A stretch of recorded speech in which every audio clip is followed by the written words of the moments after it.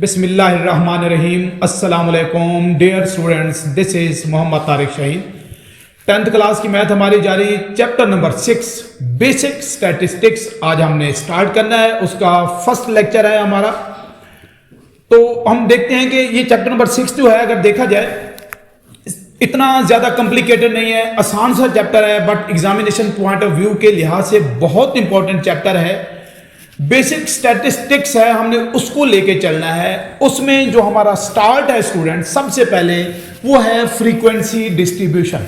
Frequency distribution होता क्या है, उसकी प्रॉपर डेफिनेशन और उसकी टाइप्स मैंने यहां पर लिखी हुई हैं। लेकिन इस डेफिनेशन पर आने से पहले एक ब्रीफ सा इंट्रोडक्शन साथ में आप लोग को अगर बता दूं, तो फिर ये चीजें, ये डेफिनेशन आप लोग को बहुत आसानी से समझ आ जाएगी।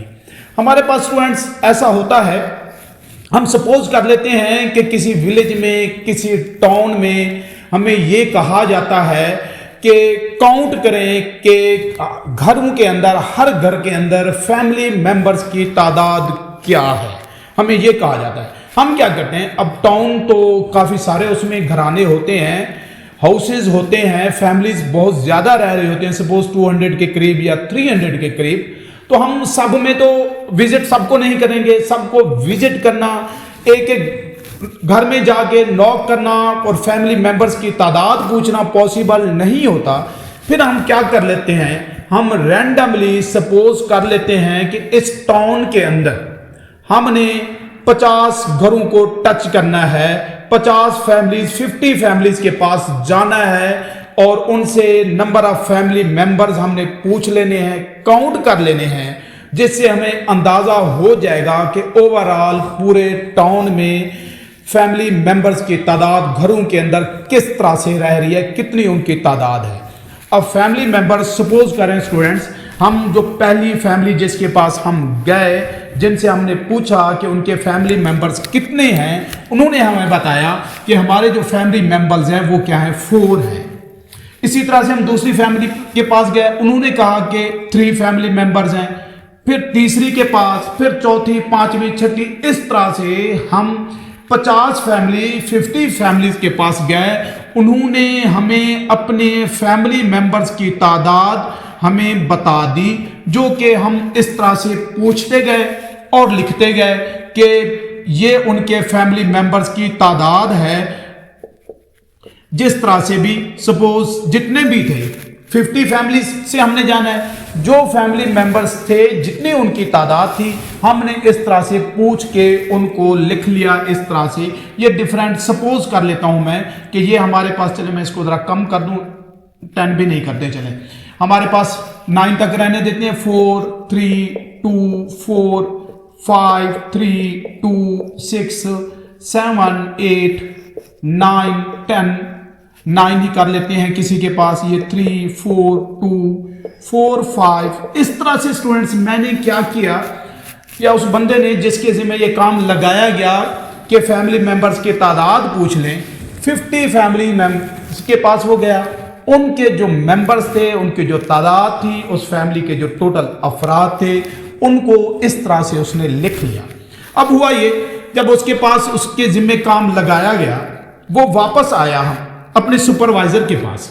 सुपरवाइजर ने पूछा कि हाँ जी बताएं, जो 2 फैमिलीज, ऐसी फैमिलीज की तादाद बताएं जिसके सिर्फ और सिर्फ 2 मेंबर्स हैं, 2 अफराद हैं। तो अब उसने फिर काउंट करना शुरू कर देना है, ये ऐसे गिनता, अच्छा ये 1 ये हो गया, फिर 2 यहां पर आ गया, फिर 2, ये तो फिर उसको काउंट करने पड़े सारे। उसके बाद उसने क्या किया, अभी वो काउंट 2 वालों को कर ही रहा था, उसने जल्दी से उसके सुपरवाइजर ने पूछा कि बताएं जी ऐसी फैमिलीज की तादाद बताएं जिनके फैमिली मेंबर्स जो हैं वो 6 हैं। फिर अब वो 6 को, तो कोई नंबर इस तरह काउंट करने से रह भी सकता है। तो उस बंदे ने, जो ऑब्जर्वर था, जो घर घर गया, जो फैमिलीज के पास गया, उसने क्या किया, उसने अपने सुपरवाइजर के पास आने से पहले उसने एक काम कर लिया।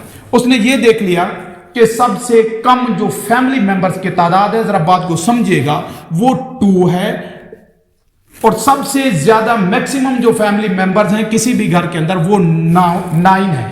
उसने क्या किया, 2 3 4 5 6 7 8 और 9, इस तरह से एक कॉलम बना लिया, जितने भी इसके अंदर फैमिली मेंबर्स जहां जहां 2 थे उनकी तादाद उसने सामने लिख ली। सपोज वो कहता है वो 5 हैं, जो 3 जिनके अफराद हैं जिन फैमिलीज की, उनकी तादाद सपोज कर लें वो कह रहा है कि हमारे पास 6 हैं, जिनकी 4 है वो हमारे पास 10 है, काउंट करके उसने पहले से ही लिख लिया 5।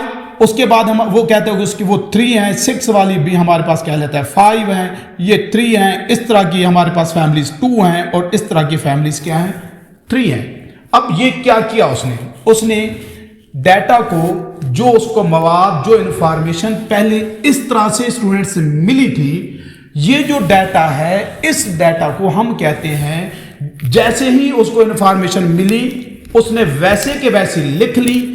इस डाटा को हम कहते हैं कि ये अनग्रुप डाटा था। कौन सा डाटा था, अनग्रुप डाटा था। यहां से इंफॉर्मेशन लेना भी जरा हमें मुश्किल लग रहा था। तो जो हमारे पास ऑब्जर्वर था, जो ये काम कर रहा था, जब उसने क्या किया, उस डाटे को अरेंज कर दिया इस तरह से टेबल की फॉर्म में। अब उसका सुपरवाइजर उससे पूछता है कि जिन फैमिलीज में अफराद की तादाद सिर्फ 2 है उनकी तादाद बताएं। वो फैमिलीज 5 वो फौरन से बता देगा। अगर कहेगा कि 7 है जिनमें अफराद या मेंबर्स, वो देख के फौरन बता देगा कि वो 3 फैमिलीज ऐसी हैं जिनमें 7 मेंबर्स हैं। अगर ऐसे ही वो पूछता है कि ऐसी फैमिलीज की तादाद बताएं जिनमें 9 अफराद हैं, तो वो फौरन से पहले हमें बता देगा कि वो ऐसी फैमिलीज की तादाद क्या है, 3 है। मीन्स ये जो काम इस तरह से करना है, टेबुलर अरेंजमेंट है डाटा की, मवाद की, इसको ही हम फ्रीक्वेंसी डिस्ट्रीब्यूशन कहते हैं। और यही देख लें, इसकी डेफिनेशन लिखी हुई है। अब जरा देखिएगा, फ्रीक्वेंसी डिस्ट्रीब्यूशन टेबुलर अरेंजमेंट है। क्लासिफाइंग डाटा करना है हमने इनटू डिफरेंट। क्लासिफाई भी किसको करना है, डाटा को क्लासिफाई करना है। Classifying data into different groups, ये हमने उसकी क्या बना दिए, ग्रुप्स बना दिए। And number of observation falling in each group, इसके सामने ऑब्जर्वेशन कितनी है, 5। मीन्स इसमें से 2 को अगर काउंट करें, मैंने सपोज किया है, तो वो 5 टाइम आया है। 3 को काउंट करें वो 6 टाइम आया है। तो इस तरह की जो हमारे पास अरेंजमेंट होगी स्टूडेंट्स, वो फ्रीक्वेंसी डिस्ट्रीब्यूशन कहलाती है। और ये वाली जो अरेंजमेंट मैंने की हुई है, ये हमारे पास फर्स्ट टाइप है इसकी, डिस्क्रीट फ्रीक्वेंसी डिस्ट्रीब्यूशन। अब डिस्क्रीट फ्रीक्वेंसी डिस्ट्रीब्यूशन है क्या, क्योंकि नंबर ऑफ मेंबर्स हैं, फैमिली मेंबर्स हैं स्टूडेंट्स, वो या तो हमारे पास 2 होंगे या 3, 4, 5, 6, 7 मीन्स होल नंबर्स आएंगे। ऐसा पॉसिबल नहीं है कि किसी फैमिली का जाके हमने से उनसे पूछा या डोर नॉक किया, किसी पर घर में गए, वो कहें कि हमारे घर में 2.5 अफराद रहते हैं या 3.5 अफराद रहते हैं, 3.7 अफराद, ऐसा पॉसिबल नहीं है। मीन्स जस्ट वो होल नंबर्स ही होंगे। अगर इस तरह की डिस्ट्रीब्यूशन होगी तो वो हमारे पास क्या होगी, डिस्क्रीट फ्रीक्वेंसी डिस्ट्रीब्यूशन होंगी। अगर हमारे पास डाटा भी क्या है, डिस्क्रीट है, एज इट इज डाटा को लिखेंगे वो अनग्रुप। और जब हम टेबुलर फॉर्म बना देंगे, फ्रीक्वेंसी डिस्ट्रीब्यूशन बना देंगे, तो इस तरह का डाटा स्टूडेंट्स वो हमारे पास क्या कहलाता है, ग्रुप डाटा कहलाता है। आप लोग इस बात को, इन चीजों को जरा याद रखिएगा। इनको ही हमने आगे अपने क्वेश्चंस के अंदर हमने इनको यूज करना है। अब जरा एक और एग्जांपल ले लेते हैं कंटिन्यूअस फ्रीक्वेंसी डिस्ट्रीब्यूशन के लिए। जरा उसको स्टूडेंट्स देखिएगा।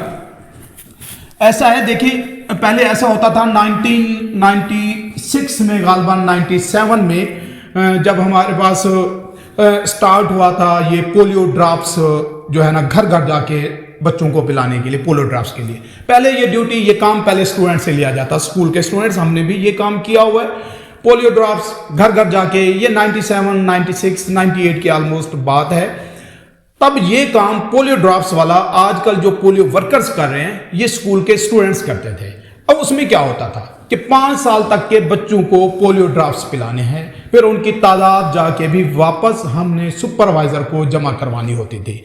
उसमें ऐसा था, हम पहले घर में गए, सपोज पोलियो ड्रॉप्स जिस बच्चे को हमने पिलाए उसकी एज थी 1 साल, दूसरे की एज थी 2 साल, किसी की एज थी 1.5 मीन 1.5 साल थी, और किसी की एज हमारे पास थी 0.5 कर ले, मींस एज हमारे पास क्या हो रही थी, इस तरह से भी लिखा जा सकता, किसी की 2.5 थी, 3 थी, 3.5 ईयर थी, इसी तरह से तकरीबन हम कह लें 3.7 को मैं इसलिए कह रहा हूं कि उसकी एज सपोज कर लेते हैं कि 3 years and 7 months थी, या 4 months थी, या 5 months थी, या इस तरह से।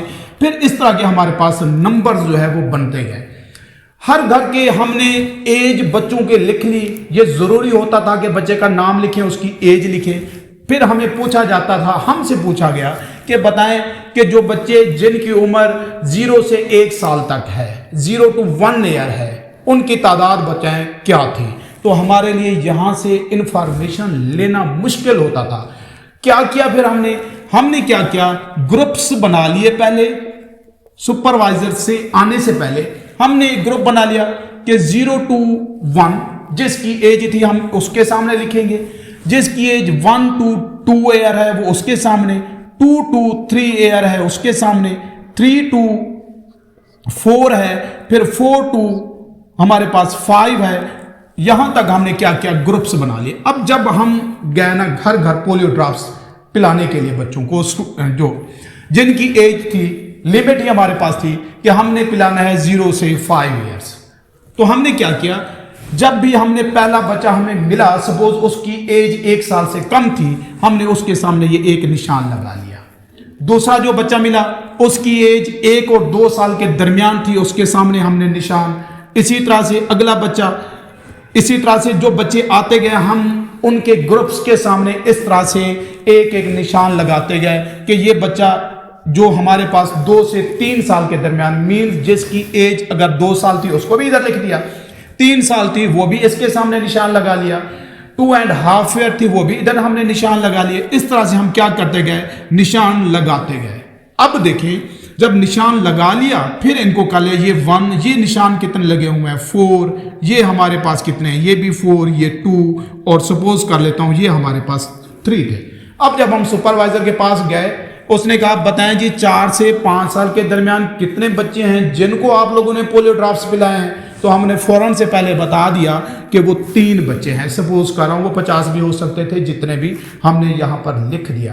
तो इस तरह की जो स्टूडेंट्स हमारे पास डिस्ट्रीब्यूशन, फ्रीक्वेंसी डिस्ट्रीब्यूशन बनती है, जो हमारे पास सारी की सारी वैल्यू 0 से 1 के बिटवीन, मीन वो 7 माह का बच्चा हो, 6 मंथ का हो, 5 मंथ का हो, 2 मंथ का हो, अभी अभी बच्चा पैदा हुआ है मीन्स 1 वीक का है, वो सारे के सारे 0 से 1 के दरमियान हमने लगा लिए। जो 1 से लेकर 2 तक थे वो सारे के सारे हमने इधर लगा दिए। मीन्स कोई भी पॉसिबल वैल्यूज होल नंबर्स नहीं, 0 से 1 के बिटवीन या 0 से लेकर 5 तक, कोई 3.5 साल का था, कोई 4.5 साल का था, 4.5 ईयर्स का था, 4.7 ईयर्स का था, सारे के सारे लिख लिए। तो इस तरह की जो डिस्ट्रीब्यूशन है वो हमारे पास क्या कहलाती है, कॉन्टिन्यूअस डिस्ट्रीब्यूशन स्टूडेंट्स कहलाती है। अब मैं उम्मीद करता हूं आप लोग को ये जो अरेंजमेंट है ये वही बात है कि टेबुलर अरेंजमेंट है for classifying data into different groups. अब ये एक ग्रुप था, ये एज का दूसरा ग्रुप, ये तीसरा, ये चौथा, ये 5वां ग्रुप है, और उनके सामने जो ऑब्जर्वेशन जितनी तादाद आई थी वो हमने उनके सामने लिख ली। तो ये सारा प्रोसेस क्या कहलाता है, ये वाली फॉर्म, ये अरेंजमेंट फ्रीक्वेंसी डिस्ट्रीब्यूशन कहलाती है। और इसको मैं फिर रिपीट कर दूं, जब हम अरेंज कर लेंगे उसको टेबुलर फॉर्म में तो वो हमारा ग्रुप डाटा होगा, और जब अरेंज हमने नहीं किया होगा वो कौन सा डाटा होगा, वो अनग्रुप डाटा होगा स्टूडेंट्स हमारे पास। और दोनों टाइप्स उसकी मैंने डिस्क्रीट डिस्ट्रीब्यूशन और कंटिन्यूअस डिस्ट्रीब्यूशन भी बता दी। अब जब हम क्वेश्चन करने लगेंगे मैं उसके जरा आप लोग को स्टेप्स बता दूं। जब हम कंटिन्यूअस डिस्ट्रीब्यूशन बनाने लगेंगे तो सबसे जो पहला हमारा काम होगा, स्टेप्स का पहली बात होगी, हम फाइंड करेंगे उन जो ऑब्जर्वेशंस हैं, जो वैल्यूज हैं, जो डाटा है उसकी रेंज फाइंड करेंगे। रेंज फाइंड करेंगे हम क्या कर लेंगे, जो हमारे पास सबसे बड़ी वैल्यू है वो मैंने सम कर देंगे सबसे छोटी वैल्यू। हमारा काम होगा, यहां पर तो पता था सबसे छोटी वैल्यू 0 से लेकर 5 तक ही रहेगी, हमने आगे नहीं जाना। जब जो डाटा हमारे पास गिवन होगा, हम सबसे पहले क्या करेंगे, उसमें से सबसे बड़ी और सबसे छोटी वैल्यू का डिफरेंस निकालेंगे, जो कि क्या कहलाएगी, रेंज कहलाएगी। जो दूसरी बात होगी बी, वो हम करेंगे नंबर ऑफ ग्रुप्स डिसाइड करेंगे कि हमने ग्रुप कितने बनाने हैं। जैसे स्टूडेंट्स यहां पर ग्रुप्स कितने हैं, 1 2 3 4 और 5, तो नंबर ऑफ ग्रुप्स हम डिसाइड करेंगे, जिसको हम डिनोट करते हैं के से मोस्टली। तो नंबर ऑफ ग्रुप्स डिसाइड करने हैं, वो आप लोग के सिलेबस में ऑलमोस्ट 5 हो सकते हैं, 10 हो सकते हैं, 15 हो सकते हैं, 20 तक भी जा सकते हैं, लेकिन 5 7 या 10 तक इस रेंज में होंगे। 5 to 20 के बिटवीन हम ग्रुप्स की तादाद लेंगे। उसके बाद देखें हमारे पास जो सी इसका पार्ट है, लास्ट बता के फिर उसके बाद हम चलते हैं। जो सी पार्ट होगा हमारे पास, वो हमारे पास होगा साइज ऑफ द क्लास होगा। साइज ऑफ जो ग्रुप है मींस जिसको हम स्मॉल h से डिनोट करेंगे, ये आएगा कहां से, इसका एक फार्मूला बनेगा, जरा उसको देख लें। हम क्या करेंगे, जो हमारे पास रेंज है, रेंज को हम डिवाइड कर देंगे के पर नंबर ऑफ ग्रुप्स जितने हम बनाना चाह रहे होंगे। अब ऐसा होगा, रेंज अगर बहुत बड़ी है मींस हमारे पास रेंज आ रही है, डाटा की सबसे जो छोटी वैल्यू है वो मैं सपोज कर रहा हूं वो है 10, और जो सबसे बड़ी वैल्यू आई है वो हमारे पास आई है, इसमें सपोज कर रहा हूं 100 है सबसे बड़ी वैल्यू, मींस ये फिर हमारे पास क्या होगा, x, ये मिनिमम वैल्यू, और जो सबसे मैक्सिमम या बड़ी वैल्यू होगी हम उसको क्या लिखेंगे, mx। तो अब रेंज हमारे पास देखें स्टूडेंट्स, वो क्या आएगी, वो फार्मूला है मैक्सिमम वैल्यू में से हम क्या करेंगे, सॉरी ये मिनिमम वैल्यू सब्ट्रैक्ट करेंगे, तो क्या होगा हमारे पास 100 - 10 इज इक्वल टू 90। अब रेंज हमारे पास क्या आई है, 90 है, बड़ी रेंज है। अब हमारे पास जो साइज हम बनाएंगे वो भी थोड़ा हम बड़ा रखेंगे, वो हमारे पास हो सकता है 5 का साइज लेंगे, 10 का लेंगे, हम 15 का भी ले सकते हैं, 20 का भी ले सकते हैं। साइज रेंज बड़ी तो फिर हम साइज भी क्या लेंगे, वो जरा बड़ा लेंगे, और अगर रेंज हमारे पास छोटी है, कम है, तो फिर हम साइज भी क्या करेंगे, जो ग्रुप का जो साइज है वो भी हम क्या लेंगे, छोटा लेंगे।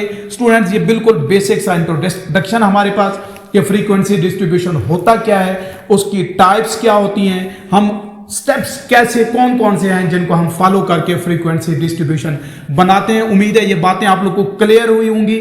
नेक्स्ट वीडियो में लेक्चर नंबर 2 के साथ हम एक्सरसाइज 6.1 को डिस्कस करेंगे कि अगर हमारे पास जो डाटा मैं बता चुका हूं अनग्रुप डाटा होगा, उसका फ्रीक्वेंसी डिस्ट्रीब्यूशन या उसको हम ग्रुप डाटा कैसे बनाएंगे।